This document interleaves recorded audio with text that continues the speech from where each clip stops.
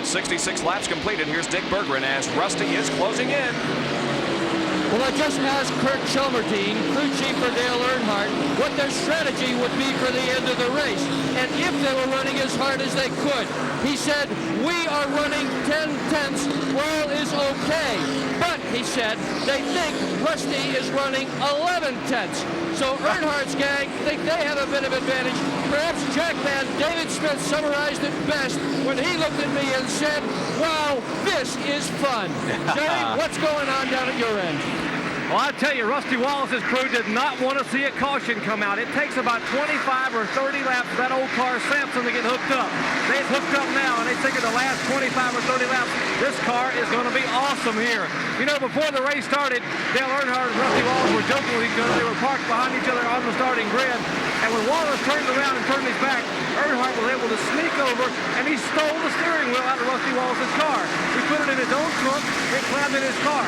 When Rusty climbed in, there was no steering wheel there.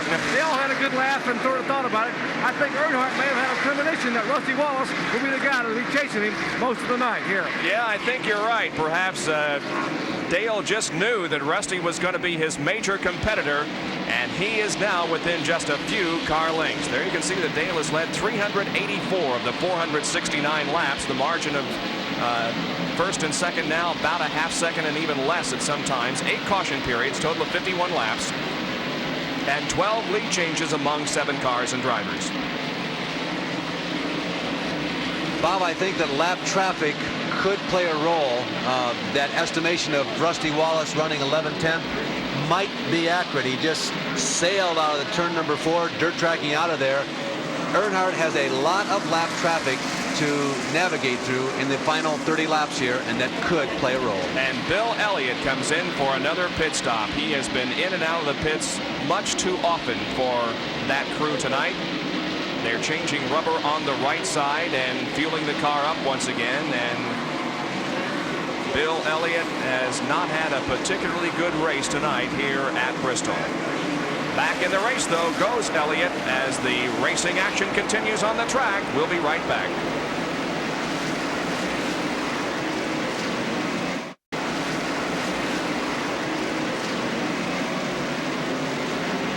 Bob, I've been watching the 2 leaders, Dale Earnhardt and Rusty Wallace, and Dale is pulling away.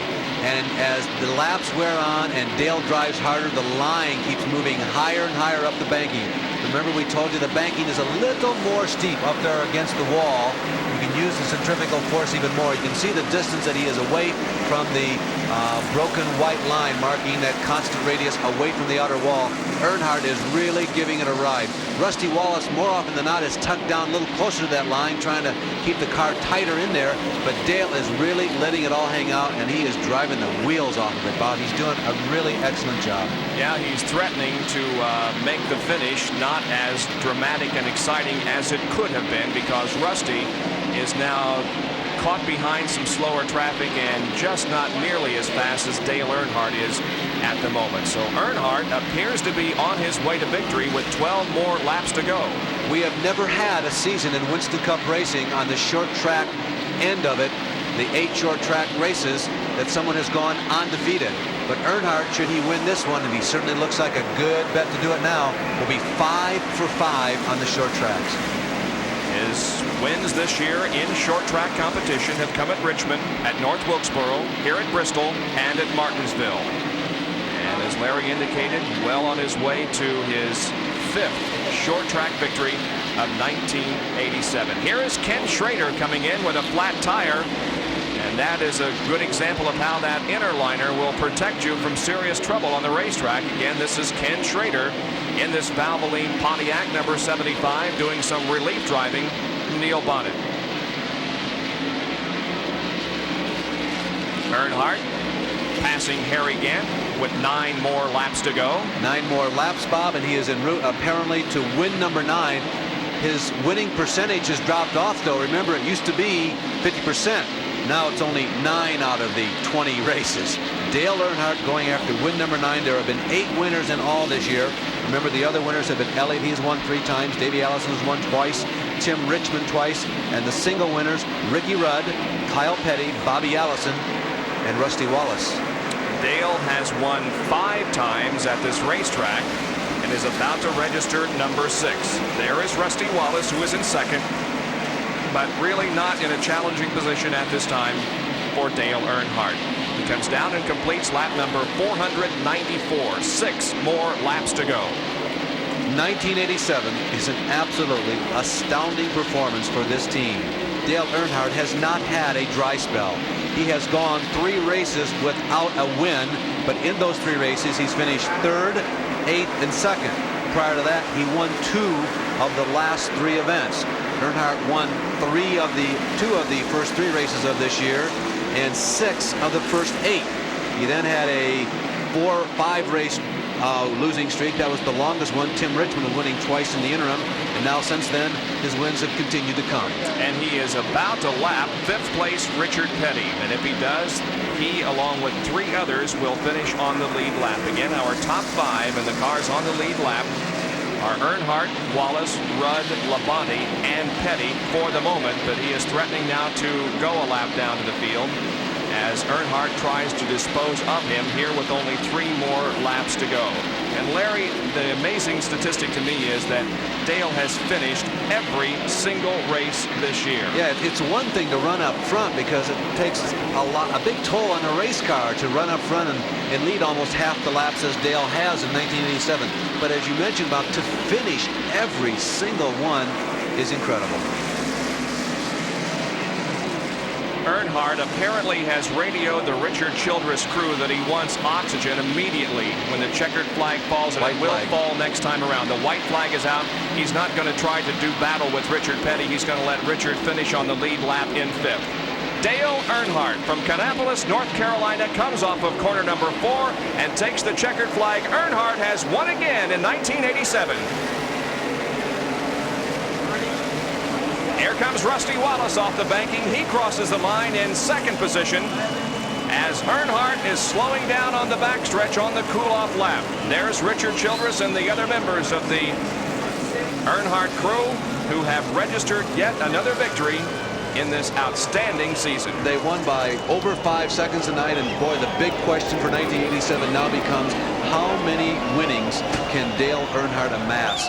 He is well over $1 million already, and there's probably another $1 million en route. His 6th win at Bristol, and he widens the gap even further in the battle for the Winston Cup. Well, Dale Earnhardt has climbed out of the car, but he sits down.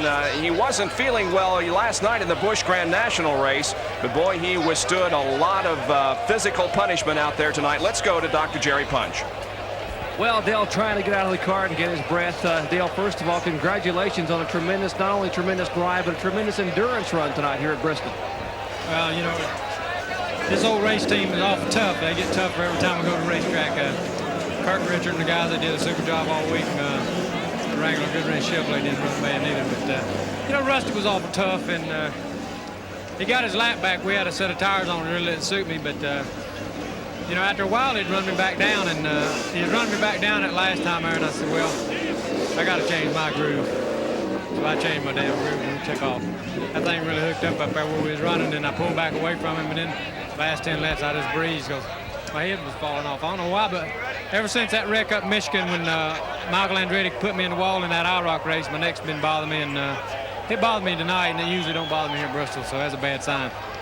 Well, when Dale pulled in here, he couldn't even reach up to cut the switch off. That's what he was doing, was trying to ask me to cut the switches off in the car, and we wiped his face off, let him get some breath. Now, you've been ill for the last couple of days, and you were laying down most of the day. There was a question mark whether you'd be able to run at least half of the race tonight, and you made it for 500 laps. You got to be one tough customer. Well, you know, it's, like I said, his race team gets tougher every time I go, and it's hard for me to keep up pace with them. Ain't no lie, but you know, the guys do awful good. I can't thank them enough, and everybody back home is pulling for us. You know, all my family and Kelly, all my family couldn't come up tonight, my daughter Kelly and everybody, but you know, they all pulling for us, and we're working hard, and you know, we'll be back at the farm next week to try to build them chicken houses and do something out there. So Bristol International Raceway now is more silent than it has been in the last 4 hours as the race is concluded. The fans begin to head for the exits, and we bid you farewell from this great racetrack. Again, we review the top 5 for you. Dale Earnhardt is the winner. Rusty Wallace finishes second. Ricky Rudd third. Terry Labonte fourth. And Richard Petty is fifth. Finishing 6 through 10, Jeff Bodine was sixth. Rick Wilson, his best performance of the year, seventh. Harry Gant was eighth. Bill Elliott finished in ninth. And Neil Bonnett was 10th, although Ken Schrader did the driving for Neil in the second half of the race. So we appreciate the work done down in the pit area by Dr. Jerry Punch and Dr. Dick Berggren, and of course the work by Larry Newber in the pit area. Our congratulations to the winner, Dale Earnhardt. We'll see you again. For now, this is Bob Jenkins. So long, everyone. It was